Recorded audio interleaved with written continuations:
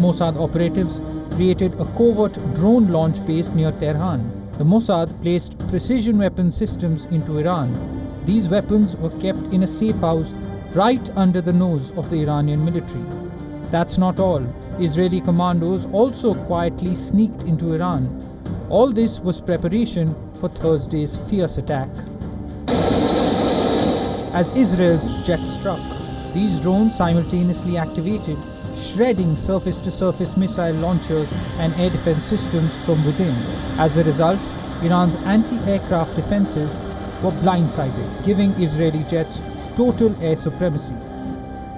Tehran's skyline painted in ash and smoke. Among the dead are Iran Revolutionary Guards Chief Hossein Salami, Mohammad Bagheri, Iran's Armed Forces Chief of Staff, General Amir Ali Hajizadeh, the head of missile program, plus leading nuclear scientists. Iran labeled the strikes a declaration of war. Supreme Leader Khamenei warned of a bitter fate for the Zionist regime. The attack last night has proven to the entire world the truth of what the Islamic Republic of Iran has been declaring for many years, that aggression and criminality are intrinsic to the Zionist regime's nature. Of course, the Iranian nation and its officials will not remain silent in the face of this crime. The Islamic Republic of Iran's legitimate and powerful response will make the enemy regret its foolish actions. Global airspace was scrambled, flights grounded, crude oil surged, and stocks crumbled. The world is staring at a dangerously escalating situation in West Asia. The political climate in the United States is heating up, and political exchanges show some frequent signs of turning pretty acerbic. The Democrats are questioning the American President Donald Trump's immigration policies, and the Pentagon chief, Pete Hegseth, is facing some pretty tough questions posed by the congressman. Now, first, this explosive exchange between the U.S. Defense Secretary Pete Hegseth and the U.S. Representative Sadut Karbayal that turned rather ugly. Now, the congressman, who has himself served in the Marine Corps Reserve, grilled Pete Hegseth on a variety of different issues, including the Marines' deployment to Los Angeles, the signal chat leak, and also Russia's invasion of Ukraine. Listen in. Do you think political allegiance to Trump is a requirement for serving our nation, either in uniform or a civilian in the department? I'm incredibly proud, as are millions of Americans. No. Not today, Hegseth. Yes or no? Congressman, you know what a silly question that is. But silly enough to warrant a very straightforward answer. Yes or no? We all support and defend the Constitution of the United States. You know what? I'm not going to waste my time anymore. You're not worthy of my attention or my questions. You're an embarrassment to this country. You're unfit to lead. And there's been bipartisan members of Congress that have called for your resignation. You should just get the hell out. All right, so that was a very pointed question. The question that was, of course, asked was, of course, about whether loyalty to Trump is a prerequisite to serve the nation, either in military or in a civilian position. And Pete Hegseth obviously had no answer for this. The second clash amidst Trump administration's crackdown on protests against immigration raids, the law enforcement officials removed California's Democratic Senator Alex Padilla from an official briefing. Padilla was in fact seen at a briefing by the Department of Homeland Security, Secretary Kristi Noem, and then was attempting to ask questions. The video shows Padilla being taken into a hallway outside and then pushed face forward onto the ground as the officers with FBI identifying vests tell him to put his hands behind his back. Noem claimed that the senator had interrupted a live press conference without identifying himself or having his Senate security pin at the venue. The Democrat California senator said that he was handcuffed and then forcibly removed from the room.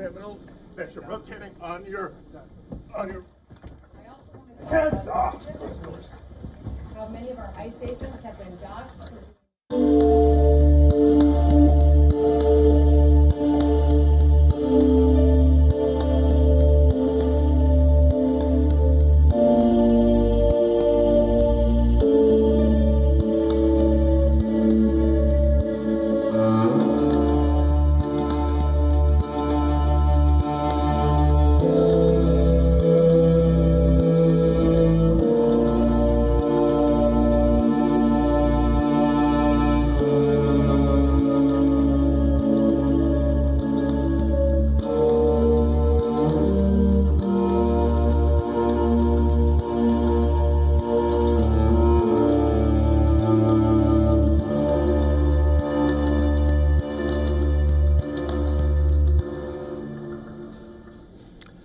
A day after the Ahmedabad plane tragedy in which 265 people were killed, the second black box of the plane has now been found. The device was recovered by the Aircraft Accident Investigation Bureau team from the rooftop of the Residence Doctors Hostel building where the flight crashed on Thursday.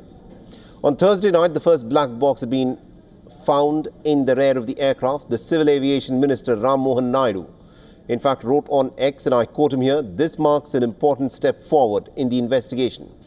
This will significantly aid the inquiry into the incident." The Directorate General of Civil Aviation, or the DGCA, has issued directives to Air India mandating immediate additional maintenance actions on its Boeing 7878 and 7879 aircraft equipped with GenX engines. The move is aimed at enhancing operational safety and ensuring strict compliance with regulatory standards. Under the civil aviation regulator's directives, Air India is in fact required to conduct a one-time pre-departure check on flights leaving India. And this includes the inspection of fuel parameter monitoring systems, cabin air compressors, electronic engine control systems, operational tests of the engine fuel-driven actuator and oil services systems, checks of the hydraulic system, and a review of the takeoff parameters. It will be effective from the midnight of the 15th of June. A team of NIA visited the Ahmedabad plane crash site, and the team was accompanied by other central agencies. Earlier, the National Disaster Response Force, or the NDRF, also ramped up its emergency response, increasing the number of deployed teams at the crash site to 7. The Prime Minister Narendra Modi, in fact, visited the crash site in Ahmedabad today. The Prime Minister visited the hospital to meet with the lone miracle survivor, who, believe it or not, was able to walk on his feet and walk away from the crash site and is now recuperating in a hospital.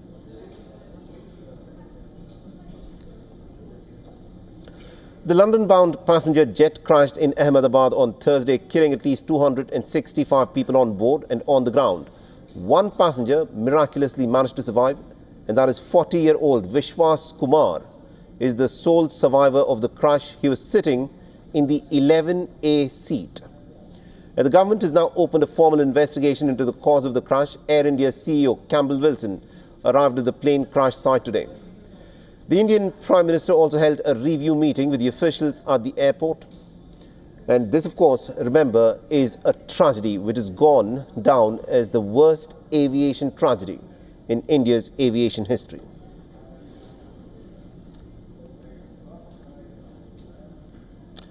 And with that, it's a wrap on this edition of our newscast. Stay tuned to WION.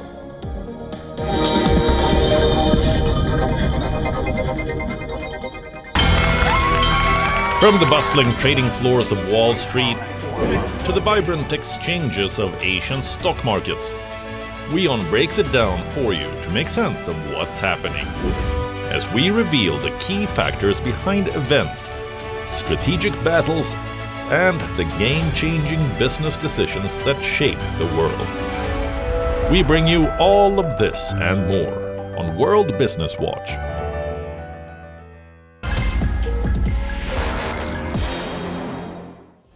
WION's Business Master Series is an incredible experience. The questions are incredibly thought-provoking, and for me, they force me to introspect about what are the goals, what are the values that really govern the way we want to run our business, the way we want to be as a company, and where we want to be in 10, 15, 20, 30 years from now. WION, India's global voice, the channel that brings you the biggest stories from across the world through India's lens. Now available in more than 190 countries worldwide, because we believe that the world is one. Watch us in Africa, Europe, USA and Canada, South America, Asia Pacific, Middle East and North African regions. Also available on these digital platforms across the world. WION. World is one.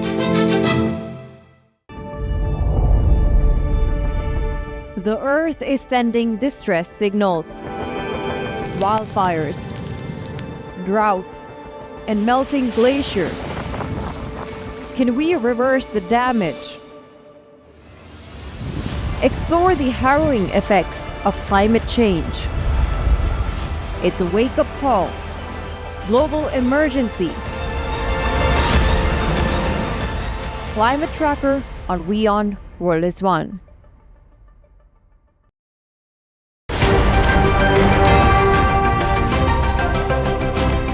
Ready to dive into your daily dose of news? Bringing you what's trending in the West and all that's setting trends in the East. And all of this served up with a side of insightful banter. We don't just bring you the latest stories. We bring you your talking points for the day. And while you do that, from the busy streets of New York, I will provide you with deeper insights on the developments through the course of the day in the U.S. The show that keeps you ahead of the global curve. A conversation you'd want to be a part of. A place where news becomes an engaging exchange. We bring you stories that impact your present. This is World DNA. Join the conversation.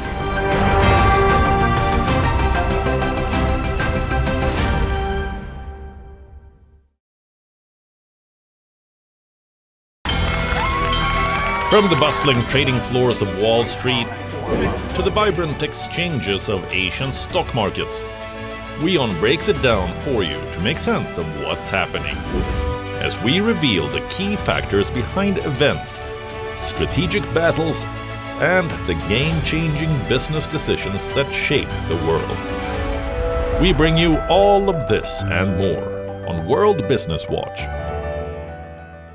WION, India's global voice, the channel that brings you the biggest stories from across the world through India's lens. Now available in more than 190 countries worldwide, because we believe that the world is one. Watch us in Africa, Europe, USA and Canada, South America, Asia Pacific, Middle East and North African regions. Also available on these digital platforms across the world. WION, World is One. We're giving an AI-generated video where we can analyze your credit history, your credit score. It's all about now content. A lot of it is now digital. A lot of TV content is still being watched. I think it's been a fantastic journey. We have succeeded in some of our original goals, which was to bring credit accessibility to both companies and individuals. Key milestones of traction under your leadership. Getting actually a personal check from Mr. Ratan Tata. We got an opportunity to get listed. One of the biggest things that has changed in Razorpay over the last 5-6 years I've been is to be a single product, single business company to a multi-product, multi-business company.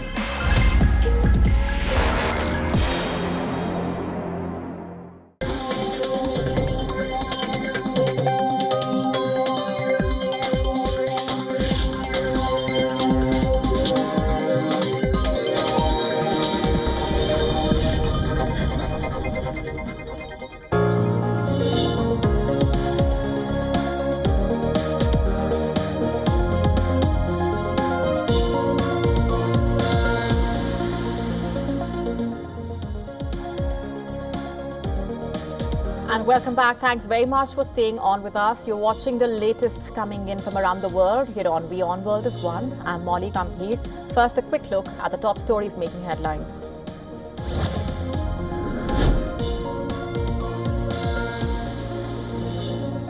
Israeli Prime Minister Benjamin Netanyahu says the US was informed about the attack on Iran in advance. The attack was planned in 2024. Goes on to say Israel would have perished if Iran had not struck.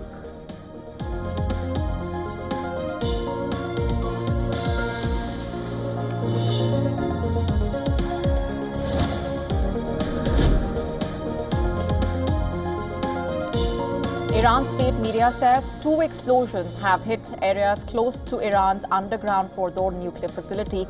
Multiple blasts heard in capital Tehran and suburbs. This as Israel military says its air force continues to launch missiles and drones on Iranian soil.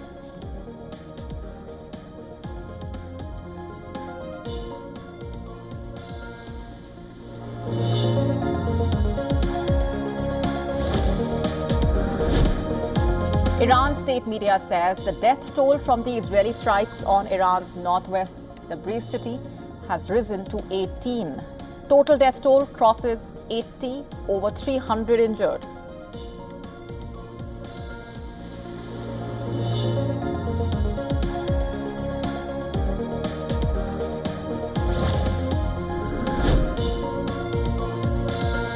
The US is shifting ships, including destroyer USS Thomas and other military resources to West Asia.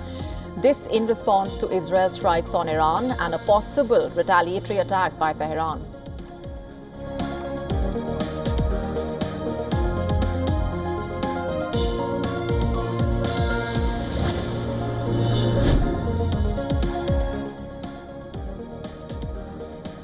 Egypt condemns Israeli attacks on Iran as a blatant and extremely dangerous regional escalation and a violation of international law.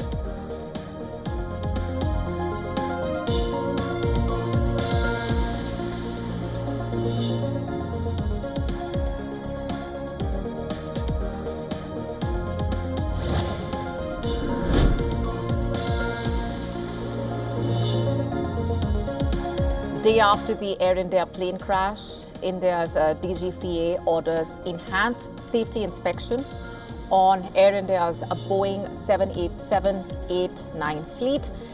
All reports to be submitted to the DGCA.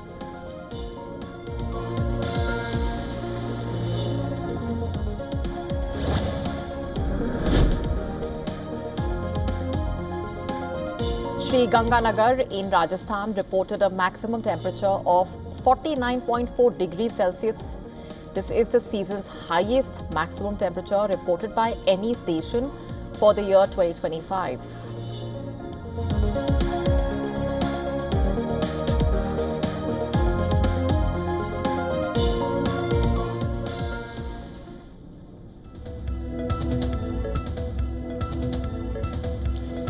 And we are starting off with breaking news coming in right this minute. Iran vowing strong response to the Israel strikes. In fact, Iran's Supreme Leader Ayatollah Ali Khamenei in a televised address says the armed forces will make Israel miserable. He goes on to say that the Zionist regime will not escape this crime unscathed.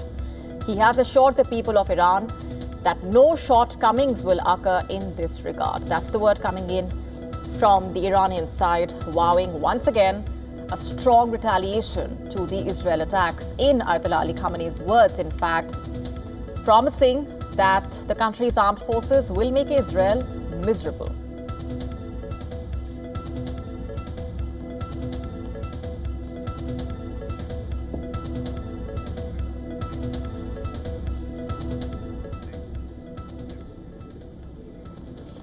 And Prime Minister Netanyahu says Israel told the US about its plans to attack Iran in advance. In a video statement, Netanyahu said that Israel's attack on Iran was months in the making.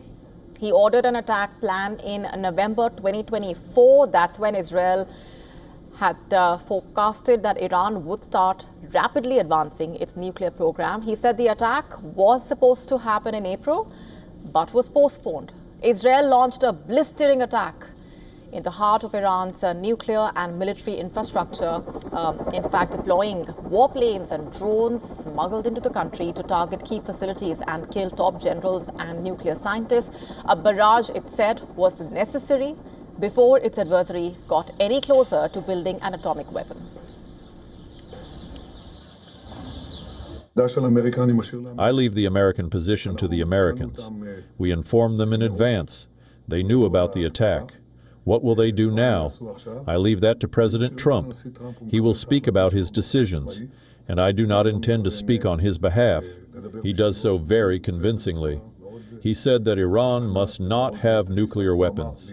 It must not have the ability to enrich. I think that is what he based American policy on, and therefore the implementation of this policy is the exclusive right of the United States. And more breaking news coming in this minute. The Kremlin has said that the Russian president spoke over the phone with the Prime Minister of Israel and the Iranian president.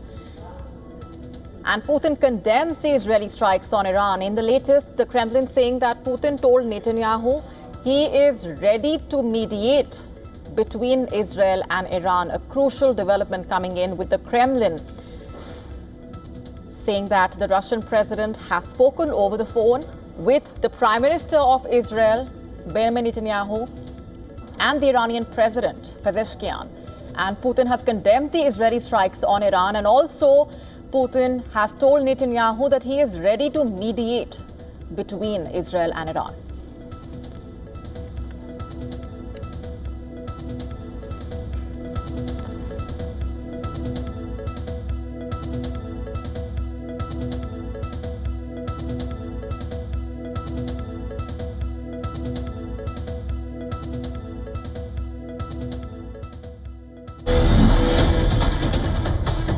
We struck at the heart of Iran's nuclear enrichment program.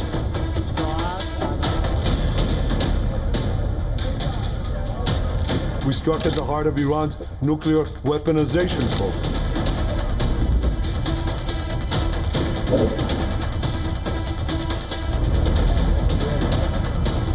مهار بشه دارن سعی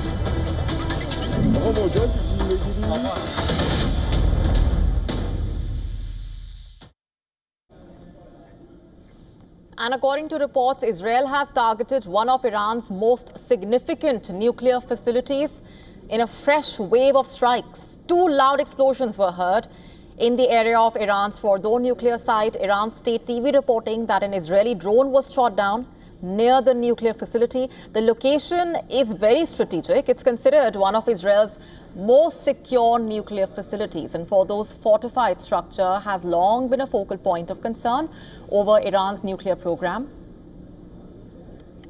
Israel's army chief saying that the military is keeping up full force to achieve its goals after launching a wave of strikes on military and nuclear sites in Iran.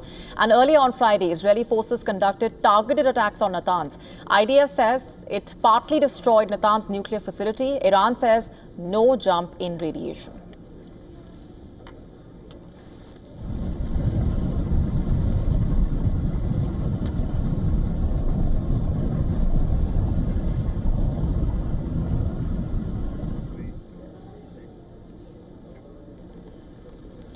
And things are tense in Iran as well. Youssef Jalali, a journalist in Tehran, giving us a sense of how the Israeli attack was carried out amid the apprehension of what comes next. Take a look.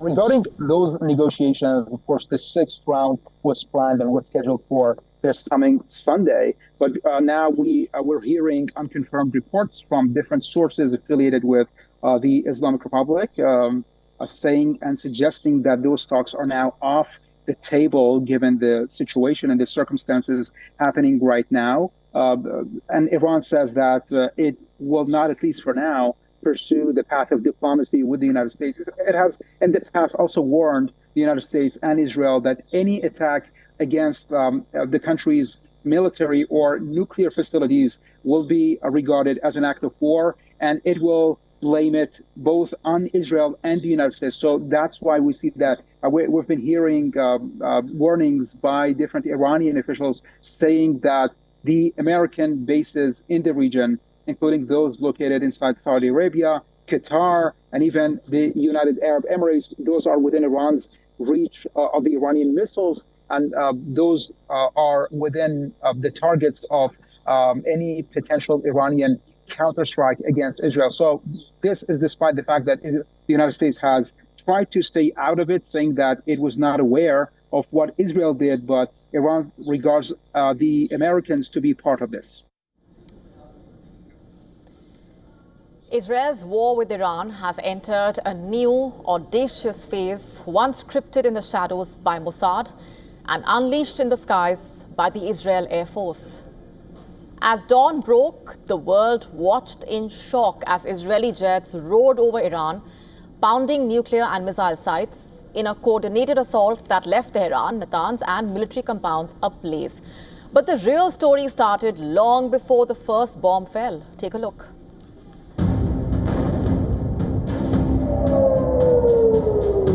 Air raid sirens, mushrooming fireballs, F-16s tearing through the skies.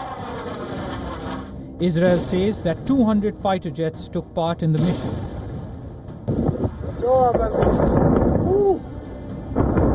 Israel's massive Operation Rising Lion has hit Iran hard.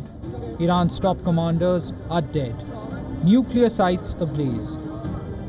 Israel launched Operation Rising Lion, a targeted military operation to roll back the Iranian threat to Israel's very survival. This operation will continue for as many days as it takes to remove this threat. For decades, the tyrants of Tehran have brazenly, openly called for Israel's destruction. They've backed up their genocidal rhetoric with a program to develop nuclear weapons. Tehran vows bloody payback as the region stands on a knife's edge. The devastation is unmistakable. Black smoke billows from the Natanz uranium enrichment facility, Iran's nuclear crown jewel. Flames consume buildings and emergency crews scramble through rubble. In Tehran, missile impacts shattered windows for kilometers, igniting fires and plunging neighborhoods into chaos. I had just pulled out of the parking lot and was driving towards the middle of the road when I suddenly heard a massive explosion. Debris fell on my vehicle, trapping me inside. Right now, my head is buzzing and I have no idea what exactly happened. But the real shock lay in the Mossad's clandestine hand. In the weeks leading up to the raid, Mossad operatives created a covert drone launch base near Tehran. The Mossad placed precision weapon systems into Iran. These weapons were kept in a safe house right under the nose of the Iranian military. That's not all.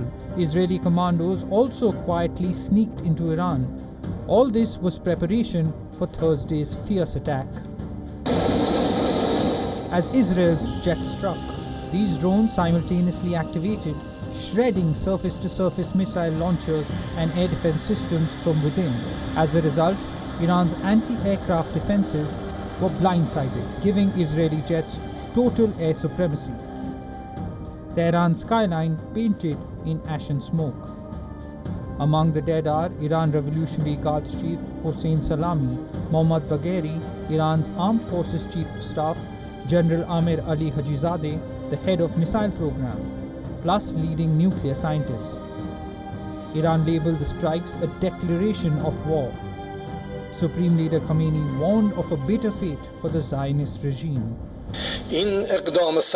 The attack last night has proven to the entire world the truth of what the Islamic Republic of Iran has been declaring for many years, that aggression and criminality are intrinsic to the Zionist regime's nature. Of course, the Iranian nation and its officials will not remain silent in the face of this crime. The Islamic Republic of Iran's legitimate and powerful response will make the enemy regret its foolish actions. Global airspace was scrambled, flights grounded, crude oil surged, and stocks crumbled. The world is staring at a dangerously escalating situation in West Asia. And earlier, we were joined by dignitaries and experts from around the world on the ongoing Israel-Iran situation. Listen into what they had to say. I heard that you said that nuclear facilities is targeted, but below of these nuclear facilities, we see even civilian, even some houses, some apartments has targeted even in Tehran, in the capital city of Iran. So, and as you mentioned, we are in the negotiation process. And it was expected that on Sunday, Iran and the United States again in Oman just see and continue this negotiation. So it shows that how much it was true that Iran could not trust the United States. It is completely obvious that the United States is backing this operation. Although Donald Trump said that we just know this operation and we did not actually help and any assistance to Israel, but it's completely obvious that even if the United States in this special operation, if they didn't assist the Israeli regime, but they show this green line to them, So I myself think that, and after I discussed with some officials, some other journalists think that the United States cannot put out the responsibility of what happened today, happened in Tehran and also other cities. The impact on us has been immediate. You can already see that oil prices have gone up by about 5%. That has an immediate impact on our balance of payments position.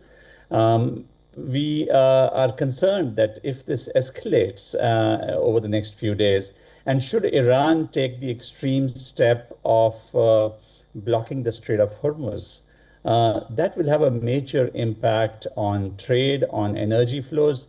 Remember, 60% of India's energy flows, oil and gas, come from the Gulf. And the Strait of Hormuz is a really narrow passage. You know, the entire width is maybe around 40 kilometers, but when you look at the channel, the shipping channel through which the large container vessels and the large oil tankers can pass, that's barely 3 kilometers. So, you know, it is fairly easy for Iran, should it wish to block the channel. It's attempted to do that once before. That would have a hugely problematic impact for us. We already seen how the Red Sea blockades by the Houthis have disrupted shipping through the Suez Canal. So crystal ball gazing in a live war situation is, I think, difficult. I think Israel, the Prime Minister Netanyahu, has indicated quite clearly that what his war aims are. He wants to try and reduce, if not make inoperable, Iran's nuclear facilities. Whether they can actually do that without American help is a question mark.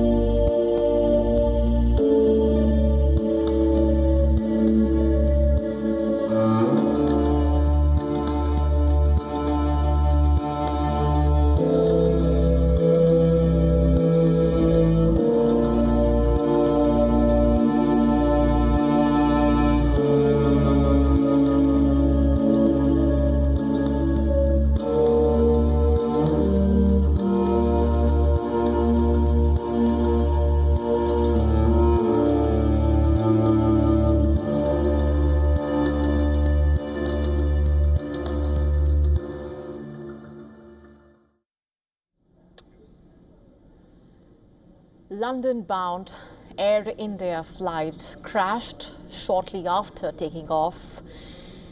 The Indian government has formed a high-level committee to probe the crash. Black box, in fact, also recovered. This device will help investigate the crash. Our principal correspondent, Disha Shah, visited the crash site earlier, getting us this ground report from Ahmedabad. Take a look.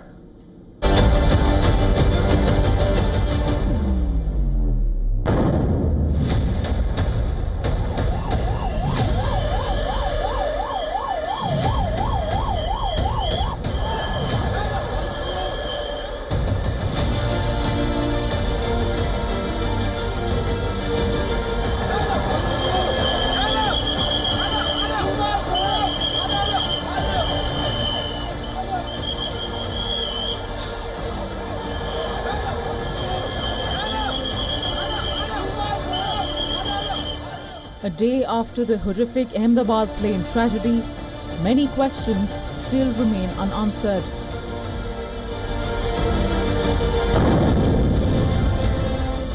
What was the reason behind the massive explosion that claimed so many lives?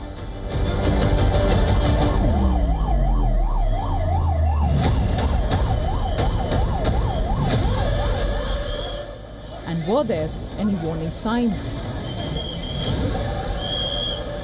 Here we are talking about an Air India flight which took off from the Ahmedabad airport, which was on the way to London. It crashed right here at the very specific same spot which we are showing you. This is the doctor's hostel. There are about 5 buildings as part of this entire medical college is concerned, and every building has been affected. Every building here has faced extensive damage, and specifically the resident doctors who were present inside at the time of the crash also faced either casualties. Eyewitnesses narrate their horror, with flames piercing through windowsills of the BJ Medical College campus. They say they have not witnessed anything like it. आपने क्या देखा जब आप आए? Whatever happened was very devastating. It cannot be described in any words. I haven't seen anything like this in my life. There is a hostel for juniors doctor here. Many of them were there when the crash took place. Civilians engaged in rescue operations initially. Fire department and other authorities came later and recovered several dead bodies. The distance to civil hospital is about 1.5 kilometers from here. These are the visuals of the wreckage site, showing bodies being pulled out and the injured, many with burns, wheeled into the city civil hospital close by. Emergency services are answering distressed calls, with forensic experts gathering post-mortem report. The count that has been given by the Ahmedabad police is 265 bodies they have recovered from the crash site, which is just about few meters away. If I can ask my video journalist to show you, this is the civil hospital. This is one of the wings of the civil hospital, and right behind this is the BJ Medical College hostel where that incident took place. So it roughly takes about 10 minutes for the people to come here, because this is not a small campus. It's a 3 to 4 kilometer widespread campus, and it is known as Asia's biggest civil hospital. Hundreds of family members are now gathered at the city civil hospital in Ahmedabad. Many are giving their DNA samples. Some are still clinging to hope. The others mourning their unimaginable loss. We can see hundreds of relatives who have come from across the country. They are the relatives of the victims who are here to give the DNA samples, because once the DNA samples are given, the authorities here, the medical professionals here will be able to identify that this passenger has been identified, and then the body will be handed over. This is Disha Shah reporting here for WION from Ahmedabad in Gujarat with Vijay Siddesh. And with that, it's a wrap on this edition. For now, we are taking a very short break. We'll be right back. Stay with us.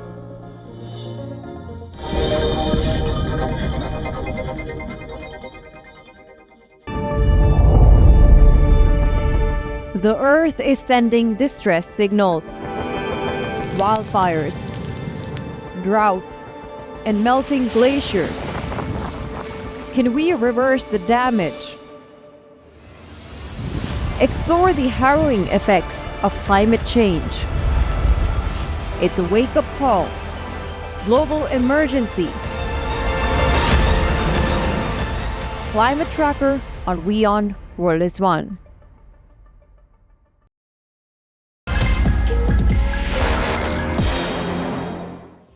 WION's Business Master series is an incredible experience. The questions are incredibly thought-provoking. And for me, they force me to introspect about what are the goals, what are the values that really govern the way we want to run our business, the way we want to be as a company, and where we want to be in 10, 15, 20, 30 years from now. WION, India's global voice, the channel that brings you the biggest stories from across the world through India's lens. Now available in more than 190 countries worldwide. Because we believe that the world is one. Watch us in Africa, Europe, USA and Canada, South America, Asia Pacific, Middle East and North African regions. Also available on these digital platforms across the world. WION, World is One.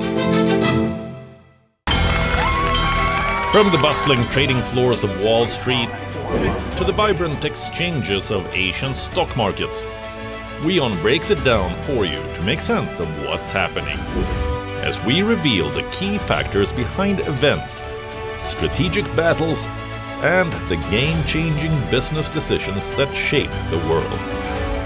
We bring you all of this and more on World Business Watch. To bring the benefits of the Subhash Chandra Show to your educational institution, teachers and students, send an invitation to Juhi Jha at juhi@such.org.in.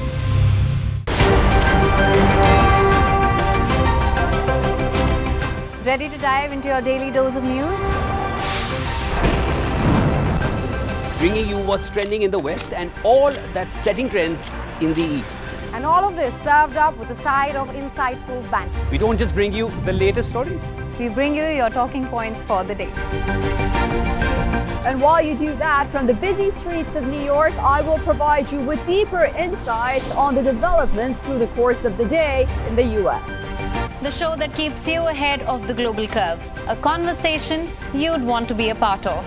A place where news becomes an engaging exchange. We bring you stories that impact your present. This is World DNA. Join the conversation.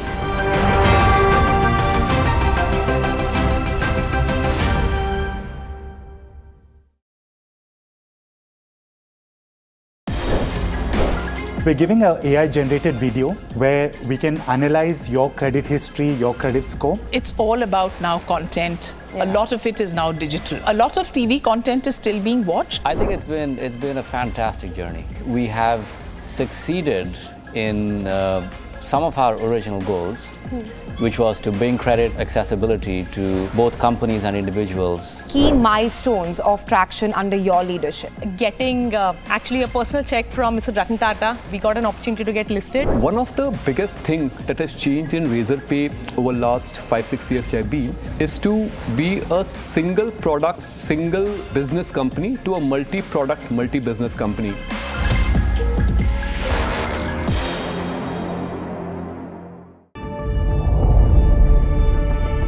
The Earth is sending distress signals. Wildfires, droughts, and melting glaciers. Can we reverse the damage? Explore the harrowing effects of climate change. It's a wake-up call. Global emergency. Climate Tracker on WION World is One. WION, India's global voice, the channel that brings you the biggest stories from across the world through India's lens. Now available in more than 190 countries worldwide. Because we believe that the world is one. Watch us in Africa, Europe, USA and Canada, South America, Asia Pacific, Middle East and North African regions. Also available on these digital platforms across the world. WION. World is One.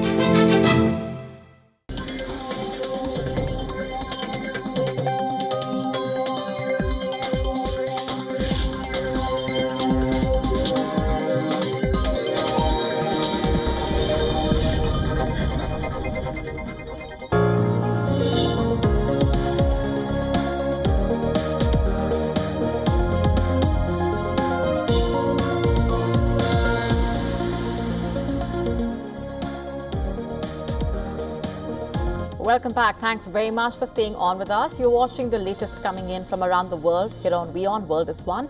I'm Molly Gambhir. Starting off with a quick look at the top stories making headlines.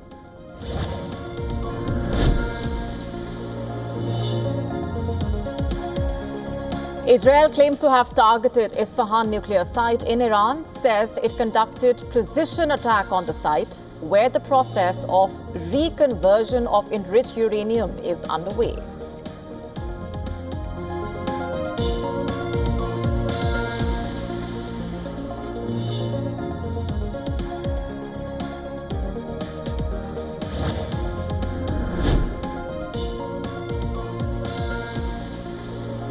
Iran's supreme leader says Tehran will act with strength and bring down the Zionist regime, assures the people of Iran that there will be no shortcomings in the retaliatory attack.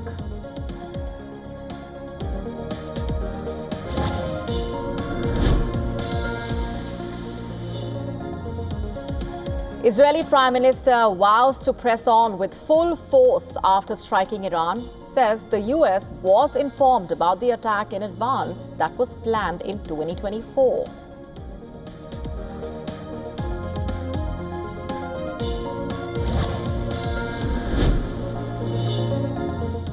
The Russian president dials the Israeli Prime Minister and the Iranian president amid the soaring tensions. Putin says he is ready to mediate between Israel and Iran.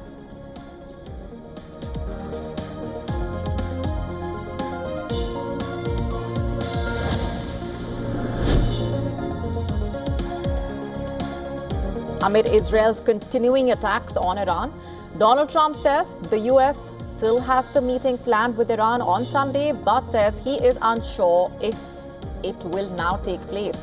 Trump earlier said that Tehran has a second chance to sign a nuclear deal.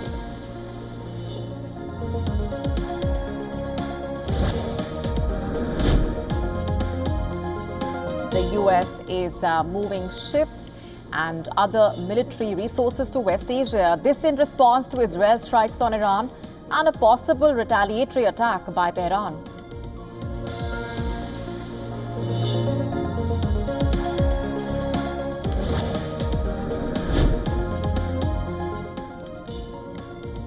Investigators recover black box recorder from the crash site of the London-bound Air India flight.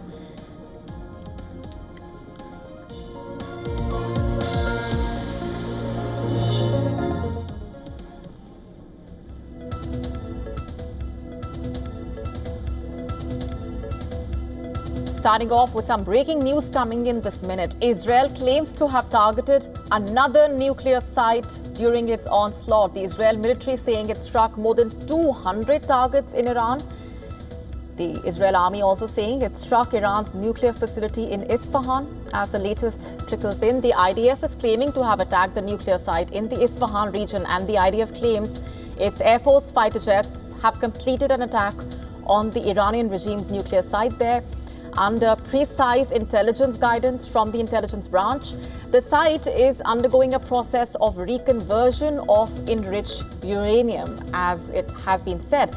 And this is the next stage after uranium enrichment in the process of producing nuclear weapons. And Israel claims that the attack destroyed a structure for producing metallic uranium, infrastructure for converting enriched uranium, laboratories, and other infrastructure. That's the latest coming in.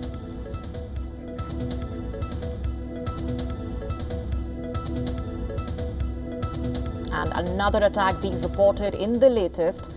The IDF claims to have attacked the nuclear site in the Isfahan region. IDF claiming its Air Force fighter jets have completed an attack on the nuclear site there under precise intelligence guidance from the intelligence branch.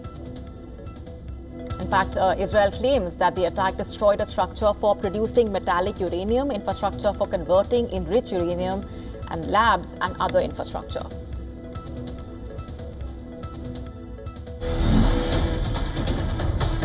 We struck at the heart of Iran's nuclear enrichment program.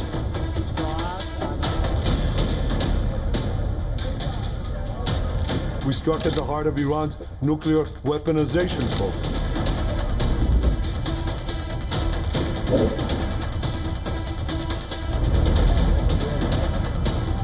مهار بشه دارن سعی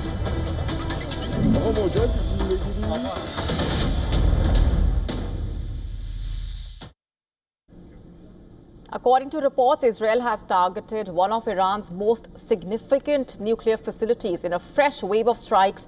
2 loud explosions heard in the area of Iran's Fordow nuclear site. Iran's state TV reporting that an Israeli drone was shot down near that nuclear facility. The location is very strategic. In fact, Fordow's fortified structure has long been a focal point of concern over Iran's nuclear program. And Israel's army chief saying that the military is keeping up full force to achieve its goals after launching a wave of strikes on military and nuclear sites in Iran. Early on Friday, Israeli forces conducted targeted attacks on Natanz. IDF saying it partly destroyed Natanz nuclear facility. And Iran says no jump in radiation.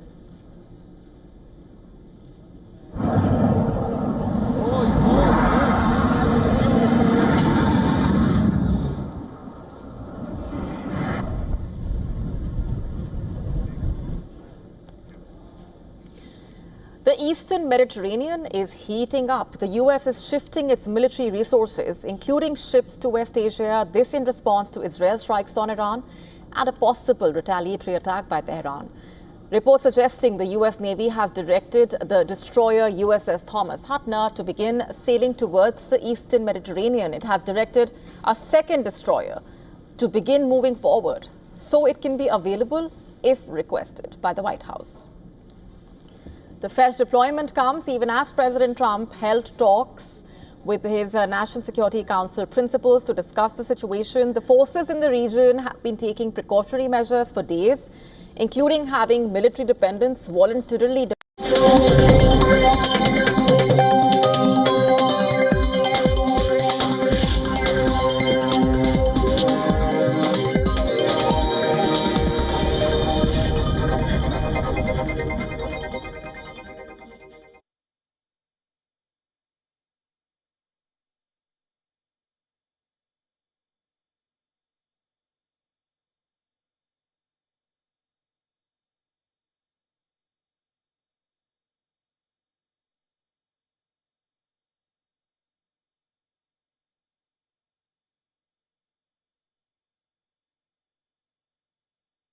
Live images as we speak of the capital of the state of Israel, Tel Aviv, where you see a massive plume of smoke that has now risen into the sky. The Iranians have now struck the state of Israel in different parts, according to reports that have come in, from ballistic missiles, which have managed to strike several targets. The extent of the damage is still yet to be ascertained, but this is what the Iranians are calling their Operation True Promise 3, where the Iranian Supreme Leader Ayatollah Ali Khamenei in fact delivered a message saying that the Israeli regime will be rendered helpless following the reprisal by the Iranian Republic's armed forces. Remember, yesterday night it was the Israelis who started what Netanyahu said was Operation Rising Lion, in which several Iranian nuclear sites had been struck by the Israelis, and now the Iranians are responding. This is what the scene looks like at this moment in Tel Aviv. We still do not know the extent of the damage that has been inflicted on the state of Israel, but at this moment though, it does appear that quite a few of the Iranian ballistic missiles have indeed struck their targets, and this is a massive escalation, because this is something that probably Netanyahu may or may not have calculated. It now needs to be seen as to where things, of course, are headed. A number of different factors are at play here. The Israelis, of course, have said that they are going to respond to this escalation by the Iranians. The Iranians have said that this is a reprisal for the act of aggression that was carried out by the Israelis yesterday night. And since then, even this evening as well, there have been several nuclear facilities, especially the Fordow nuclear facility, that was struck by the Israelis using their ballistic missiles and fighter jets. Now, these are some scenes from the skies of Tel Aviv. You can look at the interceptor missiles going from the ground up to the skies, reaching up, and you'll also see a number of ballistic missiles which managed to evade these interceptors fired by the Israelis, and then managed to strike their targets. And it is what the Iranians are calling True Promise 3 that they've now unleashed over the cities of Tel Aviv and over Jerusalem. This is what the information is that is now coming in. Remember, the things are very fluid at this moment, and there are a lot of videos that are circulating online, so do pay attention to what is happening at this moment and do not fall for fake news. But these are images that are now being beamed straight from Tel Aviv, where all air defense systems of the Israelis have been activated, and the Iranians in the past have shown that their ballistic missiles can actually pierce through this much talked about Israeli Iron Dome. And these are some of the scenes of damage which has been sustained in some buildings in Tel Aviv. The exact extent of the damage, the number of injuries and deaths is not known, but this is a building that's in fact been struck. And watch those explosions that happen when the missiles which have managed to evade the interceptor missiles come and strike the ground. But a lot of the missiles do appear that they are getting intercepted by these top-notch, very expensive air defense systems that the Israelis have at their disposal. Now, this was always going to be a difficult night, especially in the aftermath of the attack that was carried out by Israel yesterday night, where Israel has, in a very calculated manner, targeted several Iranian nuclear facilities. This is one of those buildings that have been damaged. We'll get you more details on what exactly has been struck by the Israeli missiles. The IDF claims that Iran has fired missiles into Israel, and the Iranians say that we are raining fire.